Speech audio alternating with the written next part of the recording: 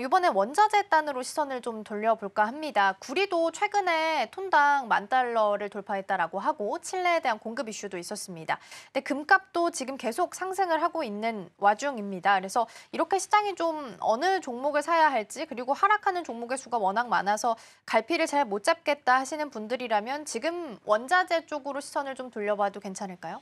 네, 일단 지금 비철금속을 지금 제가 잠깐 좀 보고 있는데요. 지금 네. 구리 같은 경우에는 가격 동향을 제가 한번 자세하게 좀 보도록 하겠습니다. 일단은 구리는 시세 연속 성과들 관점에서 최고 고점을 보였던 구간이 작년 5월 달이에요. 네. 이게 이제 톤당 $10,000를 좀 초과했는데 맞아요. 제가 예전에도 한번 강조를 좀 들었던 게 있어요. 구리 시세 연속성들이 톤당 $10,000를 초과했던 기간이 3개월을 넘긴 적이 없었다.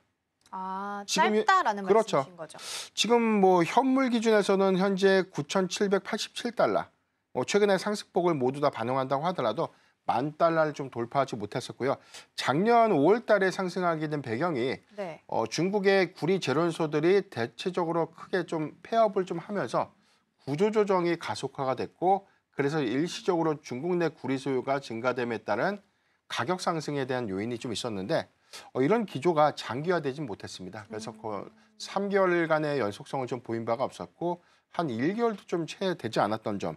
그래서 이제 2021년도부터 2025년도 현재까지 관련된 기조들을 봤을 때 톤당 $10,000를 넘었던 기간이 2021년도 그리고 2022년도와 2024년도 3회뿐이 되지 않는데 모두 다 $10,000를 돌파하고 난 이후에 해당된 기조가 3개월 이상을 넘어본 사례가 없어요.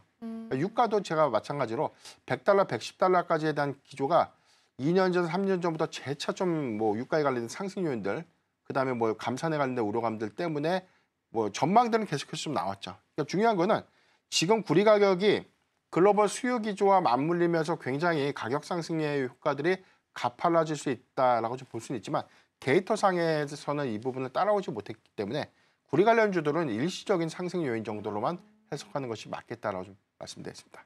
그렇군요. 구리는 오히려 단기적으로 봐야 되고 그럼 금도 마찬가지예요? 금은 좀 다르죠. 금은 금은 좀 더? 재차 좀 상승을 하고 있는 부분들이 이렇게까지 계속해서 좀 상승할 수 있는 요인이 있을까? 그다음에 전반적인 금리 인하의 기조를 좀 가는데도 불구하고 지금 오히려 이 최고가 경신 이후에 고점을 좀 형성해 나가는 그런 모습들을 좀 보여주고 있기 때문에 금의 관점에서는 저는 좀 이 부분은 좀 예측이 좀 불가능한 수치다. 아. 왜냐하면 고가의 고가를 좀 경신하고 있는 거죠. 그래서 이게 과거에 좀 양상이라면 금리가 내려가면 점진적으로 환율의 하락 맞아요. 효과가 있고 금 가격도 하락할 수 있는 음. 부분들.